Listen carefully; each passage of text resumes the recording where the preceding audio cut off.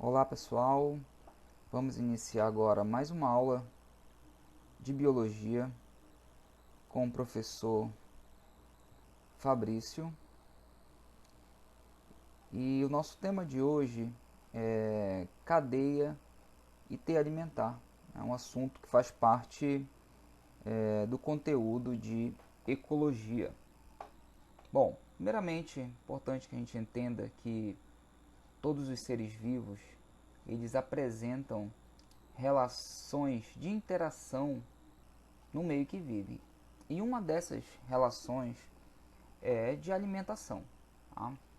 Onde um ser vivo serve de alimento para um outro ser vivo, certo? Então, todas as relações de alimentação em um ecossistema, eles podem ser representados de duas maneiras, ou através de uma cadeia alimentar, ou através de uma teia alimentar. Vamos ver aqui, primeiramente, as cadeias alimentares, certo? Bom, uma cadeia alimentar nada mais é do que uma sequência de seres vivos que um se alimenta de outro. Então ela é uma sequência unidirecional ou uma sequência linear, também pode ser dita. Nesse caso, uma cadeia alimentar ela deve se iniciar com a energia solar. Vamos falar mais adiante sobre a importância do Sol para os seres vivos e na cadeia alimentar. Aí você tem um ser chamado de produtor, que pode ser uma planta, pode ser uma alga. Um ser consumidor primário, nesse caso aqui é uma capivara, que se alimenta da planta, ou seja, a planta serve de alimento para a capivara. E nesse caso, por último, uma onça, que seria um consumidor secundário. Então nós já temos aqui uma cadeia alimentar simples, mas já um exemplo que a gente possa entender esse tipo de relação. Então, você observa que ela é uma cadeia unidirecional, né, onde um ser se alimenta do outro. Então, as setas desse esquema que eu coloquei para vocês, eles representam que o ser serve de alimento para o outro. As plantas servem de alimento para a capivara e a capivara serve de alimento para a onça.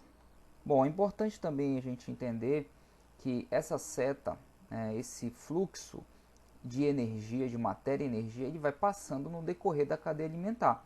Ele também vai diminuindo, né, com o passar de cada nível da cadeia alimentar. Bom, falar da importância do Sol. De que forma os seres vivos dependem do Sol? Então, os seres vivos, como plantas e algas, dependem diretamente do Sol. Eles fazem fotossíntese. Então, a fotossíntese é a fonte de nutrição desses seres. Então, a fotossíntese é a produção de alimento e oxigênio através da energia do Sol. Os alimentos, os animais, eles utilizam esse alimento para nutrição própria e o oxigênio para a sua respiração. Então, olha só o esquema aqui para relembrar da fotossíntese, onde nós temos elementos que estão na natureza, né, a água e o gás carbônico. Esses seres que realizam fotossíntese são dotados de clorofila em suas células e com isso eles conseguem absorver, captar a energia do Sol, realiza a fotossíntese convertendo isso tudo em oxigênio e açúcar. Então, a fotossíntese ela é o processo que inicia o fluxo de matéria e energia numa cadeia alimentar e também acaba sendo o processo mais importante para a vida na Terra. Bom, seguindo, mostrando aqui essa imagem para que a gente possa entender o papel de cada ser dentro de uma cadeia alimentar. Os animais podem ser herbívoros ou carnívoros. Herbívoros, ele tem a sua dieta à base de vegetais, e carnívoros, claro, eles se alimentam de carne ou de outros animais, no caso. Então, nesse caso, os animais eles sempre vão assumir um papel de consumidores numa cadeia alimentar. As plantas e algas são os produtores, fazem a fotossíntese. E fungos e bactérias são os decompositores, tá? Tem um papel muito importante dentro da cadeia alimentar. Bom, com isso, nós vamos falar sobre os níveis tróficos, tá? De uma cadeia alimentar. Basicamente, os níveis tróficos são por onde o alimento ele vai passar, por onde o alimento vai se direcionar dentro dessa cadeia. Então, os produtores, eu falei, são aqueles que fazem a fotossíntese e produzem seu próprio alimento. Também existe outro processo, nesse caso, nós podemos chamar de quimiossíntese, tá? São outros processos que fazem parte também dos seres produtores, não é apenas a fotossíntese, que nesse caso são bactérias e fungos principalmente.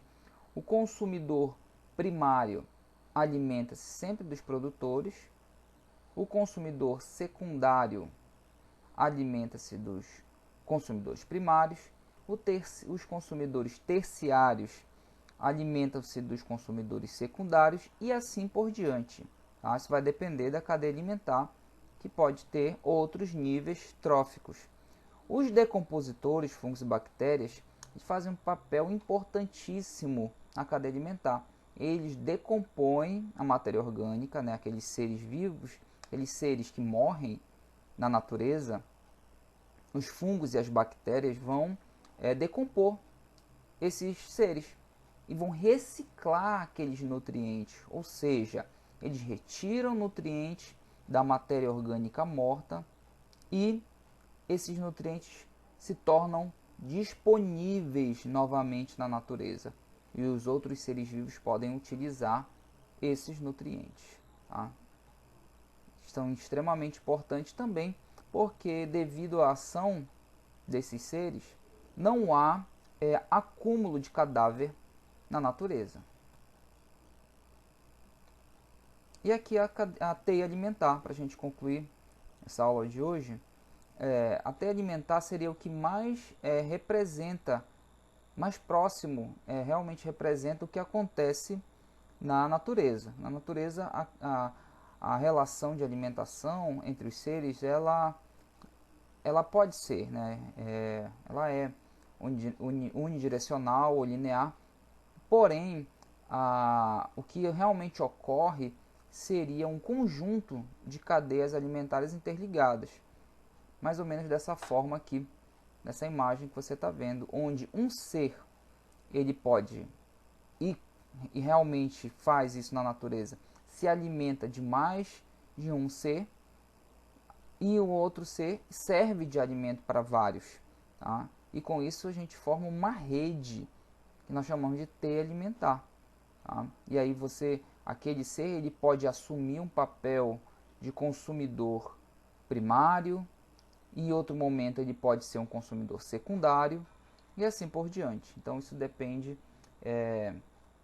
muito do cenário que ele se encontra. Tá? Em uma teia alimentar, o mesmo organismo ele pode ser consumidor secundário, terciário. Tá? Então isso se deve ao fato de que muitos seres vivos não se alimentam exclusivamente de um mesmo organismo e alguns não são presas de apenas um ser. Tá? Então, para representar um ecossistema, a teia alimentar ela é a melhor opção. Tá? Ela demonstra melhor o que acontece de fato na natureza. Tá? Então, espero que vocês tenham entendido o assunto. Muito obrigado e até a próxima.